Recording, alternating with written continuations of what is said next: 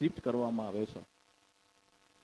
એમને આપણે બધાને ખબર છે કે હાઈટેક છે, ત્યારે પટ્ટો લગાવવામાં આવે, સેન્સર હોય, ક્યાં છે, શું કરે છે, એનું ટેમ્પરેચર કેટલું છે, એ બધું જ અત્યારે તો આપણે જાણી શકીએ છીએ. 2 દિવસ પછી 2 વાઘનું લોકેશન બદલાતું નથી, એક જ જગ્યાએ દેખાય છે. એટલે વન વિભાગની ટીમ ત્યાં તપાસ કરવા જાય અને જુએ છે તો વાઘ ત્યાં મૃત્યુ પામ્યા હોય. આવું 4, 5, 10 દિવસ, 15 દિવસના અંતે ઘણું બધું પરિણામ, બધા જ વાઘ મૃત્યુ પામ્યા.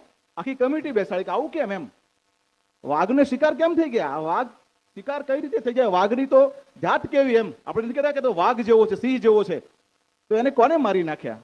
સીસીટીવી ફૂટેજ ચેક કરી જંગલોની તો ખબર પડી કે જંગલી કૂતરાઓ એમને મારી નાખ્યા હતા. આનું કારણ શું? કે બેઠા બેઠા ખાવા ટેવાઈ ગયા હતા, શિકારની સ્કિલ ભૂલી ગયા હતા. એટલે તમે તમારા સંતાનોને મહેનત શીખવજો, તમારા સંતાનોને પ્રગતિની રાહ શીખવજો કે બેટા મહેનતથી આ કામ થાય. એને એટલી બધી સુવિધા ના આપી દેતા કે બીજા કૂતરાઓ આપણો શિકાર કરી જાય.